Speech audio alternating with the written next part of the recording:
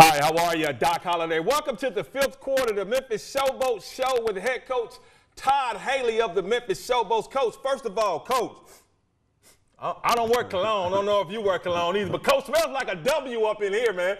You all go to Michigan and down the Panthers 29-10. First win of the season, Coach. I mean, how does it feel, Coach?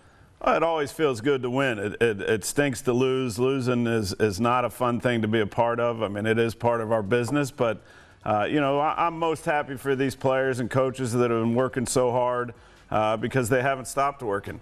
And we were close a couple times and felt like maybe, you know, we could have easily got a win if we did a couple little things. But to go on the road, go to Detroit, beat a Panther team, and feel like you enjoyed the end of the game, that's the best part of being a coach or player, is when the game kind of feels like it's over and you get to enjoy, you know, you're not sitting there, you know, biting your nails right up until the end. I like it because we go to the Great North and show the Great North how the Great South does it. Now, the Showboats getting that win 29-10.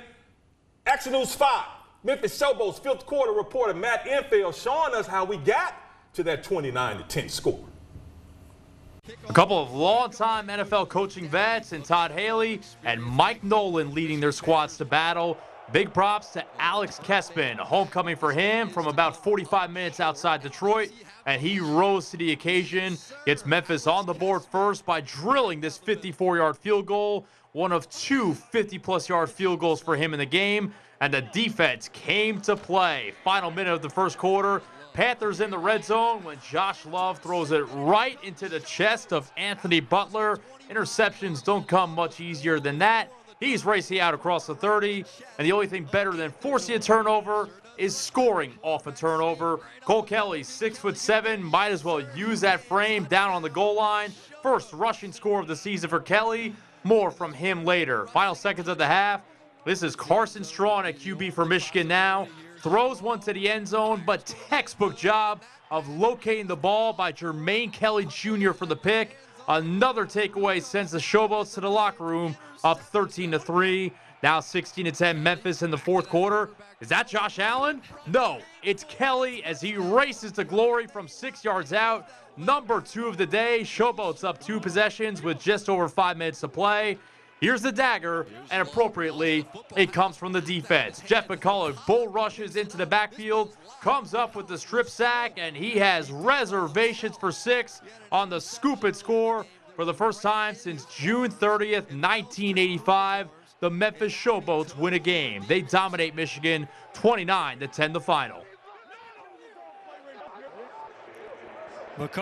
Now, Coach, I love to look at those highlights, and I'm sure you do too. Getting the win 29-10, Coach. We talk about that defense. And Cole Kelly, we're going to talk about Cole Kelly later. Another solid game from him. But that defense been struggling the first couple of weeks of the season, not Saturday, because I said they got roguish. They just went up and just took almost every possession. 4 turnovers, 2 picks, 2 interceptions.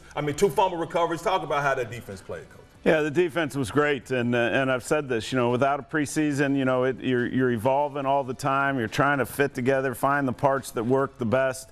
Everybody's getting more and more comfortable, and I think we started to see that come to fruition a little bit. You know, I have great belief in Carnell Lake and our defensive staff and the players. So just great to, you know how it is. Once that dam breaks and you get one turnover, you know, they can come in bunches, and just really fun game to be a part of, to see those guys that have been working so hard, you know, show it out there on a game day.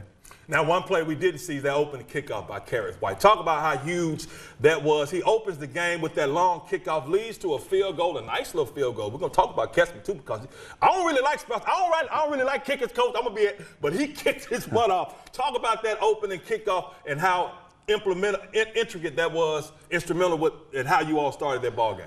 Well, I think Kareth White is a great example of you know, what these guys are kind of made of. You know, he's with us in training camp. We let him go, but we told him be ready, be working out. He got another opportunity to come back. You know, he made a big play last week on a kickoff end on the long touchdown catch, and you know, he's got a little juice to him. So you know, he had a tremendous game. Did a lot of good things, you know, ran the ball well, caught the ball well, and then the return game helped us. So, you know, those are the things that give you encouragement as we go forward, that we're kind of finding these guys. They're not always full-time players.